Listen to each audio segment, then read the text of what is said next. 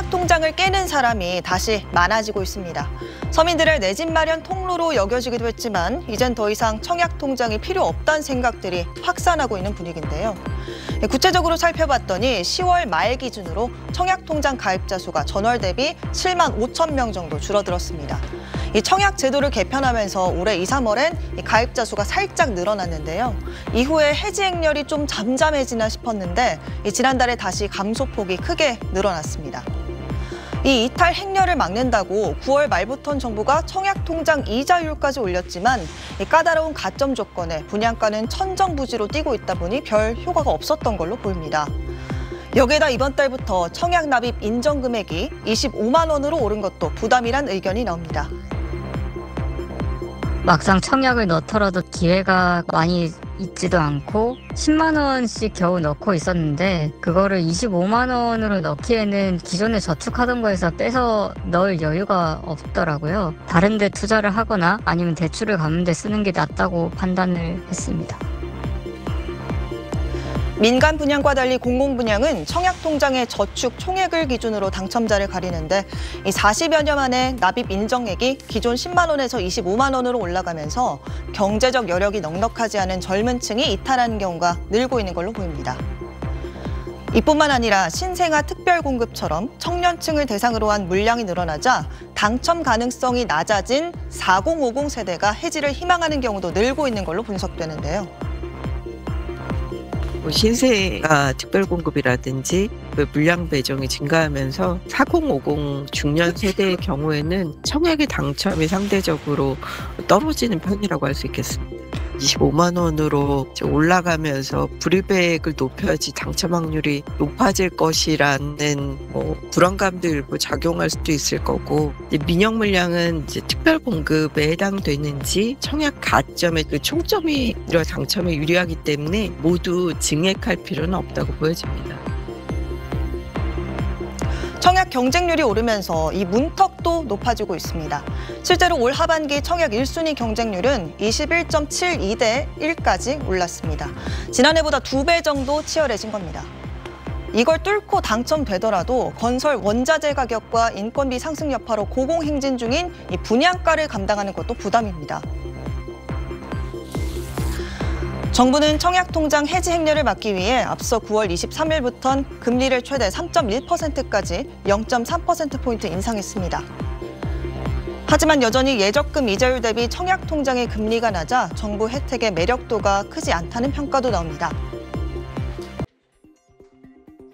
서민들의 내 집 마련 통로였던 청약통장을 해지하는 사람들이 늘고 있습니다.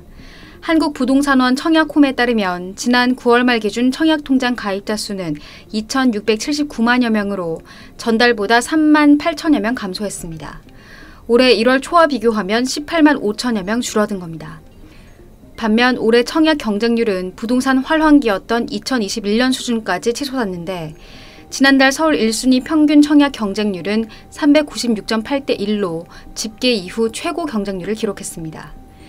아파트 분양가와 청약 경쟁률이 치솟으면서 정부가 금리 인상과 세액 공제 확대 등의 혜택을 늘려도 가입자가 갈수록 줄어드는 추세입니다. 특히 가입 기간이 길고 납부 금액이 많은 1순위 가입자의 이탈 현상이 두드러졌습니다. 지방에서는 미분양 단지가 쌓이면서 청약 통장의 필요성이 낮아지고 있습니다.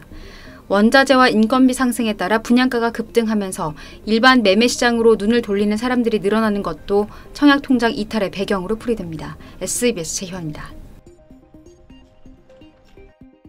지난달 31일 큰 시세 차익이 예상되는 아파트 단지 청약 일정이 맞물리면서 청약 홈페이지가 마비됐습니다. 이틀간 접속자가 약 700만 명이었는데 최대 20억 원의 시세 차익이 예상된다는 서울 서초구의 한 아파트 1순위 청약 경쟁률은 527.32대 1을 기록했습니다. 올해 서울 1순위 청약 경쟁률은 평균 약 148대 1을 기록할 정도로 과열 양상을 보이고 있습니다. 치솟는 분양가와 공급 부족 우려에 따른 수요자들의 불안감이 맞물린 결과로 보입니다. 하지만 지방 주택시장 분위기는 정반대입니다. 2019년 분양이 시작돼 2021년부터 입주한 경기 화성시의 한 단지. 288개 가구 중 절반이 넘는 146개 가구가 아직 미분양입니다. 미분양 난 거 전부 임대를 하는 걸로 알고 있어요. 상황 별로 안 좋죠. 거래 잘 받아주고 않고. 6월 말 기준 전국 미분양 주택은 7만 4천여 호. 7개월 연속 증가세인데 이 중 지방 물량이 79.6%에 달합니다. 특히 악성 미분양이라는 준공 후 미분양의 경우 지방 물량이 약 80%를 차지합니다.